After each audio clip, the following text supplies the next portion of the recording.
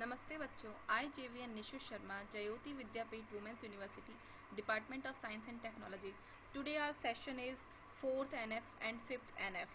How to make a table in 4 NF and how to make a table in 5th NF. So first, we discuss in previous video we discussed about the multi-value dependency, right? So in multi-value dependency are the collection of more than two independent relation in a single relation. ठीक है, correct. So for example, for a dependency A, B is dependent on A for a single value of A, multiple V of exist. Then the table have multiple value dependency. Tables have at least 3 attributes A, B and C. Okay, so B is fully dependent on multi-value dependent on A. ठीक है.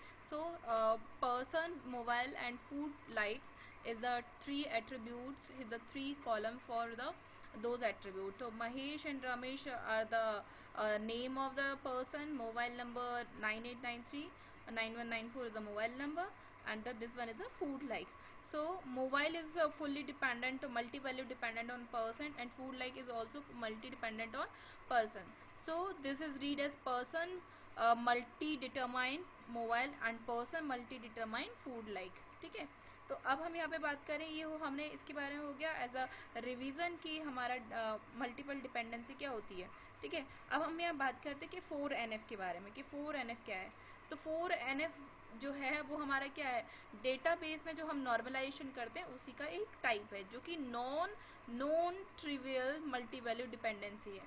ठीक है. जिसका हम लोग अगर हमारी table first NF में है, सेकंड NF में है, या 3NF में, या हमारे BCNF में, तो इस तरीके से हमारी हम लोग करते हैं कि पहले फर्स्ट NF करते हैं, फिर सेकंड NF करते हैं, फिर थर्ड NF, देन BCNF, या जिसको हम 3.5 NF कहते हैं. आफ्टर देन हमारा 4NF का वर्क करता है. 4NF हमारी दो ही कंडीशन में सेटिस्फाइड अगर होगी तो ही हमारा वर्क करेगा. पहली बात कि वो BCNF फॉर्म में होना चाहिए.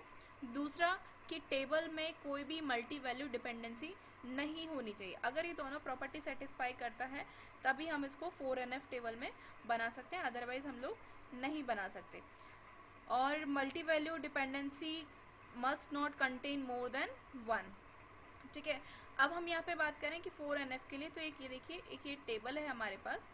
हमने एक टेबल लिया, टेबल में हमने दो रिलेशन लिए R1 and R2.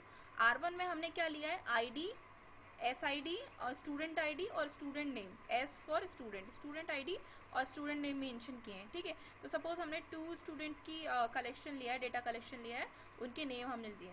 Second ID हमने बनाई है CID, दैट मीन कोर्स, हमारी कोर्स ID और कोर्स नेम C1 C2. ठीक है. अब हमने यहाँ पे क्रॉस प्रोडक्ट लेना है, क्योंकि हमने यहाँ पे क्या बात कर रहे हैं, 4NF की. तो 4NF में हम लोग क्या लेंगे, मल्टी वैल्यू डिपेंडेंसी यूज़ नहीं करेंगे, हम लोग यहाँ पर क्या करेंगे, क्रॉस प्रोडक्ट यूज़ करेंगे कि जो R1 के एट्रीब्यूट्स हैं वो R2 में है या नहीं. सपोज अगर मेरा दोनों चीज़ों में कोई ना कोई कॉमन है तो मेरी क्या हो जाएगी, हमारी वो एक टेबल मल्टीप्लाइड हो जाएगी. और अगर कॉमन नहीं है, अगर कॉमन है तो वो हमारे ज्वाइन हो जाएंगे, और अगर कॉमन नहीं है तो हम क्या करेंगे, उनका मल्टीप्लिकेशन कर देंगे. ठीक है.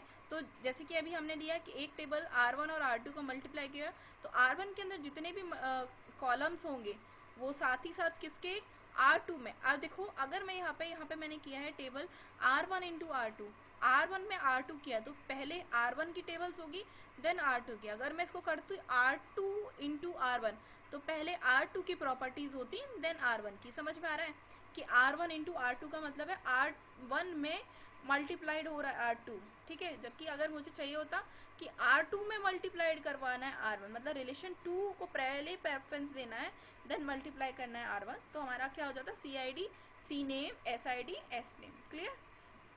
तो अब यहाँ पे देखें हम लोग, हमने यहाँ बात किया है कि ये CID किस पर डिपेंडेंट है, इस SID पर. मतलब ये कोर्स ID किस पर डिपेंडेंट है, इस स्टूडेंट ID पर. कोर्स नेम भी किस पर डिपेंडेंट है, स्टूडेंट नेम पर. और कोर्स नेम किस पर डिपेंडेंट है, स्टूडेंट नेम पर. क्लियर है. यहाँ पर कोई दिक्कत है. तो ये हमारा हो गया क्या, 4NF. अब हम बात करते हैं ज्वाइंट डिपेंडेंसी की। ज्वाइंट डिपेंडेंसी मतलब क्या होती है, दो टेबलों को ज्वाइन करना। सपोज R1 में कुछ एट्रीब्यूट्स हैं और R2 में कुछ एट्रीब्यूट्स हैं, लेकिन R1 और R2 में दोनों में कुछ कॉमन एट्रीब्यूट्स हैं, तो हम क्या करेंगे, इन दोनों टेबल का जो कॉमन एट्रीब्यूट है उसको सिर्फ हम वन टाइम लिखेंगे और बाकी के जो रिमेनिंग जो है उनको हम एक साथ लिख देंगे। तो ज्वाइन के लिए हम लोग क्या ये हम यूज़ करते हैं, ठीक है, लाइक डमरू शेप, ठीक है। तो अब हम इसको ज्वाइन करते हैं कि एग्जांपल हम लोग लेते हैं। सपोज ये R1 मेरी एक टेबल है जिसमें कंपनी और प्रोडक्ट दे रखे हैं, R2 एजेंट और कंपनी हमने दे रखा है, R3 जो हो गई एजेंट और प्रोडक्ट हो गए। अब मुझे क्या करना है, R1 R2 R3 को तीनों को मुझे ज्वाइन करना है। तो हमने क्या किया, अब देखो कंपनी R1 में भी है, कंपनी R2 में भी है, ठीक है।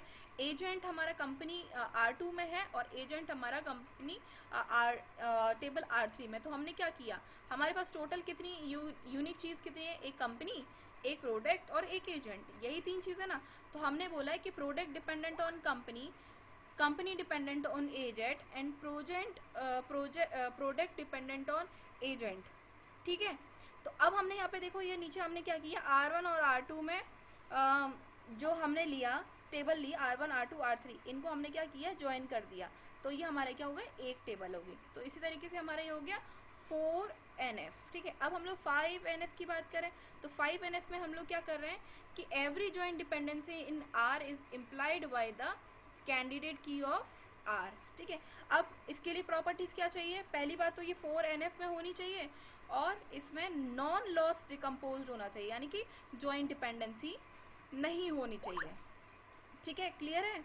तो अब हमने ये टेबल लिया कि एजेंट कंपनी प्रोडक्ट, हमने ये तीन टेबल ली। अब हमने क्या किया, इसको एजेंट कंपनी प्रोडक्ट, पहले कंपनी डिपेंडेंट ऑन एजेंट, फिर second product dependent on company, then product dependent on agent. तो हमने इनको क्या कर दिया, सेपरेट टेबल्स में डिवाइड कर दिया। तो company dependent on agent, product dependent on agent and product dependent company. तो इस तरीके से ये हमारा 5NF वर्क करता है। आई होप आपको इस वीडियो में क्लियर हुआ होगा।